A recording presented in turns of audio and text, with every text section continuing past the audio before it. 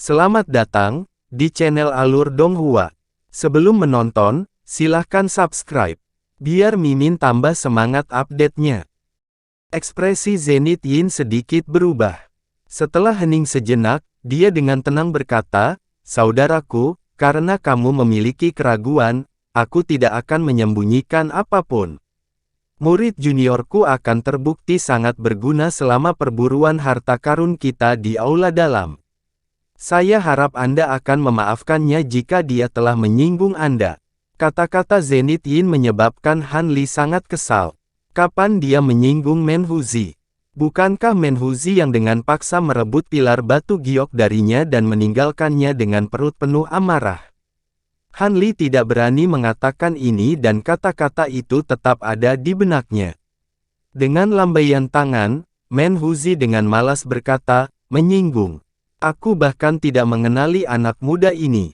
Tidak ada pelanggaran. Saya hanya melihat bahwa teknik kultivasinya cukup menarik dan saya ingin mengujinya. Tapi, bagaimana seorang pembudidaya formasi inti bisa berguna di aula dalam?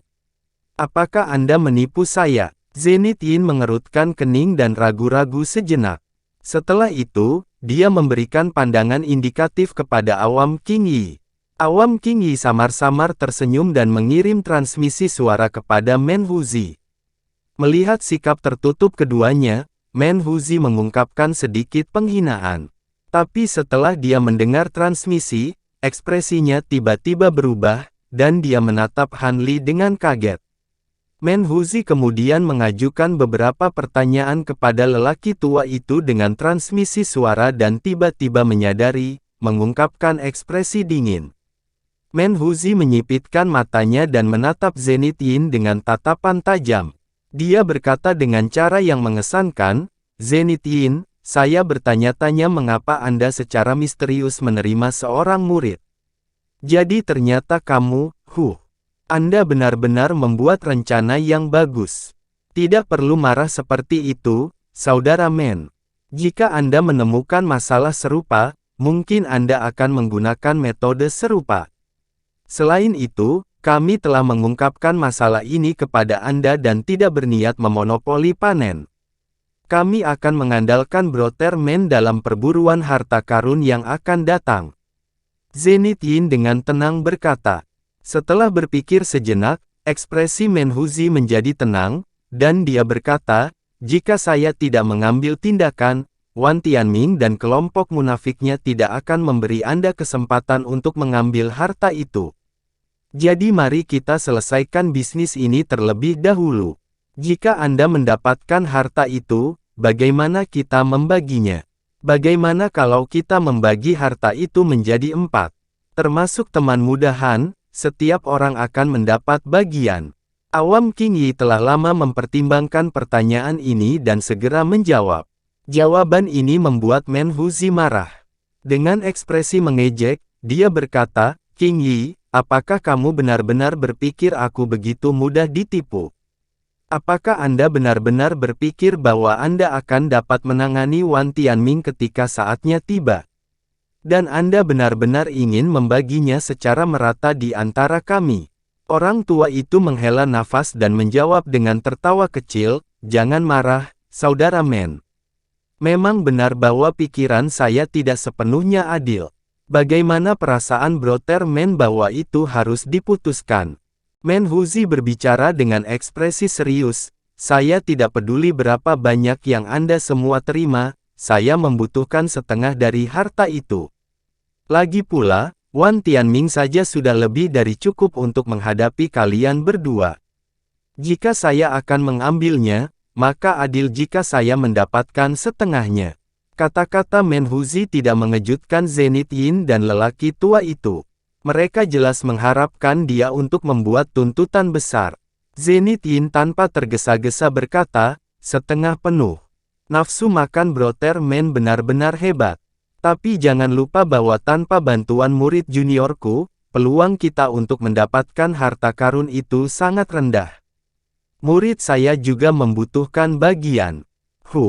Seorang kultivator formasi inti juga mendapat bagian di antara kita." Menhuzi dengan jijik melirik Han Li. Ekspresi Han Li bergerak sejenak sebelum menjadi tenang. Hehe, jika dia hanya seorang kultivator liar, dia jelas tidak akan berhak atas bagian dari harta kuali surgawi. Tapi karena dia adalah muridku, dia akan mendapatkannya. Zenith Yin tidak mau mundur. Ekspresi tegas muncul di wajah Menhuzi. Tepat ketika dia berpikir untuk mengatakan sesuatu, lelaki tua itu bergegas untuk mengusulkan kompromi, tidak perlu bertarung. Bagaimana dengan ini? Saat kita mendapatkan harta itu, kita akan membagi harta itu menjadi 5. 2 saham akan diberikan kepada Brotherman dan 3 lainnya akan diberikan kepada kita semua. Tentunya, itu adil. Menhuzi menatap kosong sejenak, sebelum membelai janggutnya dalam diam. Zenith Yin segera menyatakan posisinya dengan suara berat, saya menemukan kondisi ini dapat diterima. Bagaimana menurutmu, Saudara Men? Baik, meskipun saya masih belum puas, ini lebih baik dari usulan sebelumnya. Menhuzi mengerutkan alisnya dan berbicara dengan nada kesal. Dia sudah mengetahui bahwa Zenith Yin dan lelaki tua itu telah bergandengan tangan, dan bahwa kondisi yang diusulkan kemungkinan adalah garis bawah mereka. Karena itu, dia tidak dapat menekan mereka terlalu kuat. Saat para eksentrik iblis Dao sedang mendiskusikan bagaimana membagi harta mereka yang belum diperoleh, Wan Tianming dan para pembudidaya Dao yang benar juga mengadakan diskusi rahasia tentang harta itu. Master Sekte Wan, seberapa yakin Anda bahwa ulat sutra berulir emas Anda akan mampu mengeluarkan kuali surgawi? Ada banyak ahli di masa lalu yang berpikir untuk mendapatkan harta ini, tetapi tidak satu pun dari mereka yang berhasil. Saya khawatir kami juga tidak akan berhasil. Pendeta Tao Tian Wuzi berbicara dengan khawatir. Wan Tianming dengan tenang berkata, tenanglah.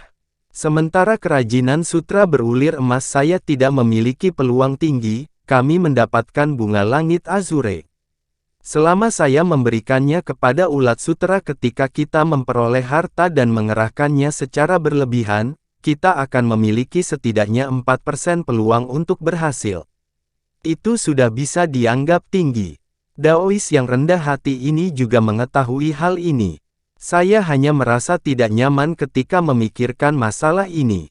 Saya malu. Sepertinya kultivasi saya sendiri kurang dan pikiran saya harus lebih dipoles.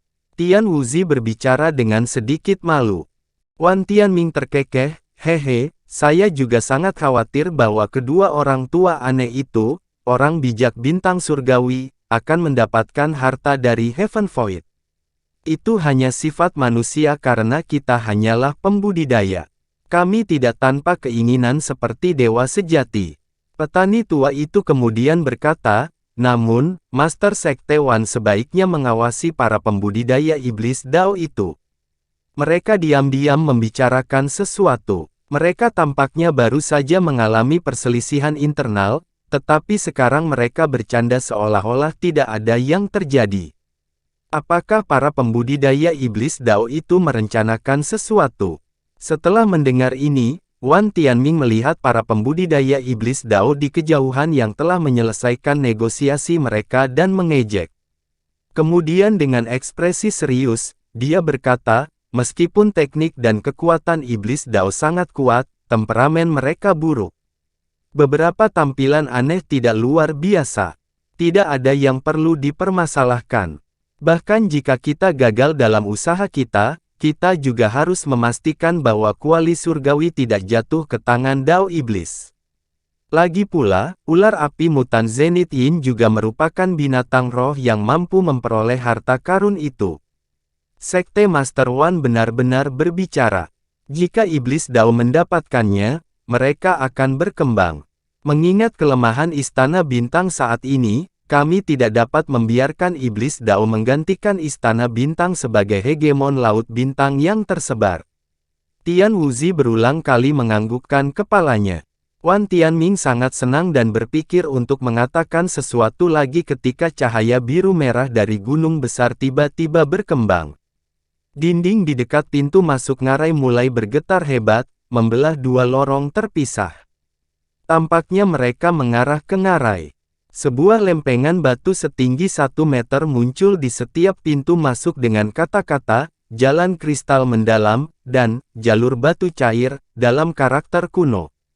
Tiba-tiba, para pembudidaya yang paling dekat dengan pintu masuk buru-buru maju selangkah. Mereka yang mendekati pintu masuk ke jalan batu cair menjadi ringan dan merasakan mulut mereka kering dari embusan panas terik yang terbang melewati mereka. Adapun mereka yang berada di dekat pintu masuk ke jalan kristal dalam, itu terus-menerus memancarkan aura putih sedingin es. Suara samar angin kencang menyebabkan hati seseorang menjadi dingin. Setelah melihat jalan muncul, Zenith Yin berdiri dengan semangat yang bangkit. Dia berbicara kepada Han Li dengan suara penuh perhatian, "Han Li, ayo pergi. Kami akan berkumpul lagi di sisi lain jalan api dan es. Meskipun saya tidak mampu secara pribadi membawa Anda melewati mereka, saya akan memberi Anda harta untuk menahan dingin atau panas tergantung pada jalan apa yang Anda pilih." Ketika Han Li melintasi kabut hantu, dia telah diberitahu tentang jalan api dan es oleh roh peri Violet. Dia tahu bahwa setelah menginjakkan kaki di lorong, dia akan diteleportasi ke area yang telah ditentukan di ngarai. Sangat kecil kemungkinan dia akan diteleportasi bersama dengan orang lain seperti yang telah ditegaskan kembali oleh Zenith Yin. Setelah beberapa pemikiran, Han Li perlahan berkata, "Aku akan berjalan di jalan batu cair. Saya kebetulan memiliki beberapa pakaian tahan api yang mungkin berguna." Zenith Yin mengeluarkan liontin giok biru tua dari kantong penyimpanannya tanpa ragu-ragu dan menyerahkannya kepada Han Li. "Baiklah, jaga ini baik-baik. Dengan item ini, Anda seharusnya tidak memiliki masalah melewati persidangan, mengingat kultivasi Anda." Ketika Menhuzi melihat ini, dia dengan tulus tersenyum dan berkata, "Ini benar-benar tidak terduga. Orang kikir seperti Zenith Yin sebenarnya menunjukkan momen kemurahan hati. Bukankah itu lambang badak putihmu?" Zenith Yin tidak marah, malah membalas dengan memutar matanya dan tertawa, "Kultivasi murid juniorku terlalu dangkal. Sebagai tuannya, wajar saja jika aku menjaganya. Meskipun lambang badak putih dianggap berharga, saya berencana untuk mengambil jalan kristal dalam sehingga item ini tidak akan berguna bagi saya. Jika saya tidak salah, Brotherman juga memiliki mutiara es. Mengapa tidak meminjamkannya kepada murid saya? Tentunya rekan Daois tidak ingin murid junior saya mengalami kecelakaan apapun sebelum dia memasuki aula dalam. Aku tidak bisa membiarkan anak muda itu mati dengan mudah sebelum kuali surgawi diamankan. Saya memperoleh mutiara es ini dari ikan mas, selama tahun-tahun awal saya. Betapa beruntungnya bagimu, anak muda." Dengan mengatakan itu, Menhuzi mengeluarkan mutiara putih berkabut seukuran ibu jari dan melemparkannya ke Han Li. Han Li merasa senang dan mengucapkan banyak terima kasih setelah menerima barang tersebut. Meskipun dia tahu harta ini hanya diberikan kepadanya karena laba-laba blojadenya, mereka akan mengizinkannya melewati jalur batu cair dengan aman. Itu persis seperti yang dia inginkan. Meskipun mutiara es bersinar dengan cahaya putih yang mirip dengan lambang badak putih, itu jauh lebih dingin saat disentuh, menyebabkan tangannya gemetar karena rasa dingin yang menusuk. Dia buru-buru meletakkannya di kantong penyimpanannya, karena tampaknya lebih berharga dari keduanya. Ketika Awam King Yi melihat ini, dia terkekeh dan memasuki jalan kristal mendalam dengan kabur. Ketika pembudidaya lain melihat ini, mereka mulai berturut-turut memasuki ngarai yang telah mereka pilih sebelumnya. Setelah hanya beberapa saat, sebagian besar pembudidaya sudah memasuki ngarai. Zenith Yin melirik Han Li dan dengan ramah berkata, "Han Li, bagaimana kalau kamu berangkat? Kita akan bertemu lagi di dalam beberapa hari." Han Li tidak melihat alasan untuk tidak setuju dan menuju ke jalan batu cair. Saat dia berjalan ke depan, dia menyapu pandangannya dengan ekspresi tenang. Iblis tua itu, Bon Sage, masih belum muncul. Mungkinkah dia berubah pikiran dan menyelinap pergi sendiri? Han Li tidak bisa tidak berasumsi yang terburuk. Bagaimanapun, hati manusia tidak dapat diprediksi. Dia bisa saja mengubah kekuatannya setelah melihat kekuatan besar Zenith Yin. Jika Bonsage benar-benar meninggalkannya, Han Li akan terus terang menggunakan informasi Bonsage sebagai alat tawar-menawar dengan Zenith Yin untuk menjamin hidupnya. Kilatan tak menyenangkan bersinar dari mata Han Li saat dia memikirkan ini. Tindakannya telah menarik perhatian orang lain. Saat Han Li merasa sedikit menyesal akan hal ini, suara Bonsage tiba-tiba memasuki telinganya, "Jangan melihat sekeliling. Saya tersembunyi di dekatnya dan belum mengungkapkan diri saya. Lakukan yang terbaik. Saya akan bertemu Anda lagi setelah persidangan ini selesai." Han Li merasa lega setelah pulih dari keterkejutannya dan berjalan menuju lorong dengan langkah besar. Angin panas bertiup melewati Han Li tepat saat dia melangkah ke lorong, menyebabkan dia merasakan panas yang menyengat di tubuhnya. Han Li mengerutkan kening dan dengan penuh perhatian melihat ke depan. Lorong itu lebarnya 6 meter dan tidak bisa dianggap terlalu tinggi. Namun, jalan ke depan bersinar dengan cahaya merah yang menyilaukan, menempatkan ketakutan di hati orang-orang yang melihatnya. Han Li menjilat bibirnya yang kering dan memelototinya sejenak sebelum bergerak maju. Setiap langkah yang dia ambil terasa seolah-olah suhunya naik. Setelah 30 langkah, Han Li tidak lagi mampu bergerak maju. Angin panas yang sesekali bertiup melewatinya dan suhu di sekitarnya yang sudah panas menyebabkan tubuhnya terasa sakit. Setelah beberapa saat ragu-ragu, Han Li menutupi tubuhnya di penghalang atribut air. Kecemerlangan biru tua segera meredakan panas yang menyengat. Dia kemudian menepuk kantong penyimpanannya dan seberkas cahaya biru terbang ke tangannya, jubah penolak api. Han Li segera mengenakan jubah dan tiba-tiba merasakan hawa dingin dari tubuhnya. Dengan semangat yang bangkit, Han Li terus maju. Setelah selusin langkah, dia melihat kilatan cahaya tiba-tiba. Dinding lampu merah menghalangi jalannya. Setelah melirik ke dinding cahaya, dia berjalan dengan kepala terlebih dahulu. Dia bisa mendengar langkah kaki bergema dari belakangnya. Dia tidak tertarik untuk bertemu dengan pembudidaya lain. Setelah serangkaian fluktuasi yang memusingkan dari dalam lampu merah yang menyilaukan, panas yang hilang muncul kembali dalam serangan balik yang ganas dan sombong. Penghalang cahaya birunya tidak dapat bertahan dan mulai berkedip seolah-olah akan runtuh. Belum pulih dari pusingnya, Han Li menjadi sangat ketakutan dan buru-buru mengedarkan kekuatan spiritual ke seluruh tubuhnya. Setelah menstabilkan penghalang, dia memeriksa sekelilingnya. Dia melihat batu merah kirmizi, tanah kuning, tanaman yang memancarkan cahaya merah, dan langit merah tua yang kabur. Semuanya ternoda dengan warna api.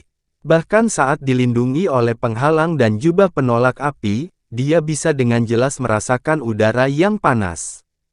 Han Li menarik napas dalam-dalam dengan ekspresi cemberut.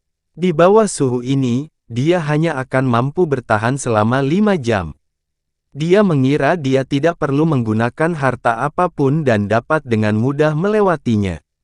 Tetapi menurut apa yang dikatakan roh peri Violet, dalam percobaan kedua, jalan api dan es, pembudidaya tidak bisa terbang dan hanya bisa perlahan melangkah maju dengan berjalan kaki. Karena itu, mereka yang diteleportasi lebih jauh harus menghabiskan beberapa hari berjalan sebelum tiba di ujung ngarai. Ini bukan sesuatu yang bisa dilakukan sambil hanya mengandalkan kultivasi seseorang.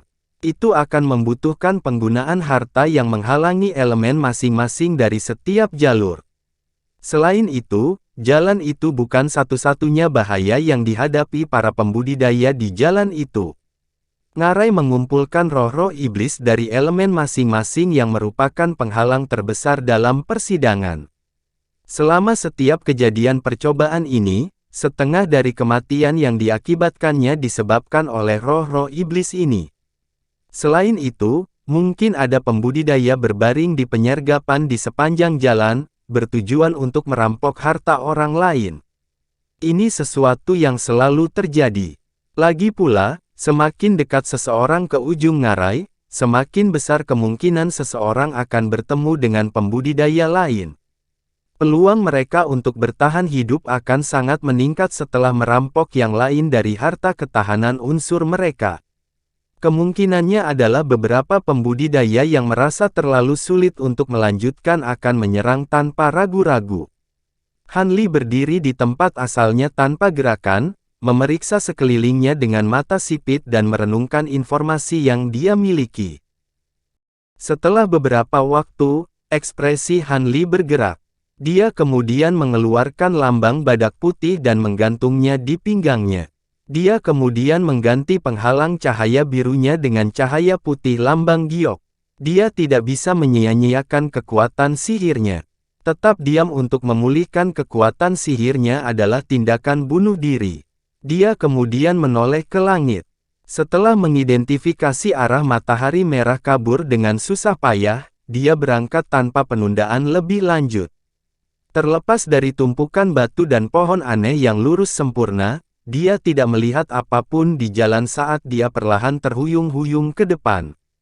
Setelah beberapa saat berjalan di udara yang membakar, Han Li menemukan sepetak besar vegetasi yang menghalangi jalannya yang bersinar dengan cahaya yang aneh dan berapi-api. Han Li mengerutkan kening setelah melihat tanaman aneh dan segera menembakkan bola air biru bercahaya ke arahnya. Setelah tumbukan, bola air mendesis dan berubah menjadi uap.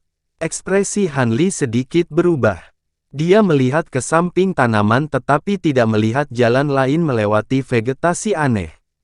Setelah beberapa keraguan, Han Li mengertakkan gigi dan mencoba melangkah melewatinya. Setelah berjalan melewatinya, Han Li mengetahui betapa menakutkannya jalan batu cair. Tanaman liar. Ini lebih dekat dengan pedang api. Ketajaman dan panas mereka yang luar biasa menyebabkan dia kesakitan. Meskipun dia tidak menderita banyak kerusakan karena perlindungan dari lambang badak putih dan jubah anti api, dia masih merasakan tusukan rasa sakit yang terus-menerus dari bawah pahanya saat dia dengan susah payah memaksa melewatinya.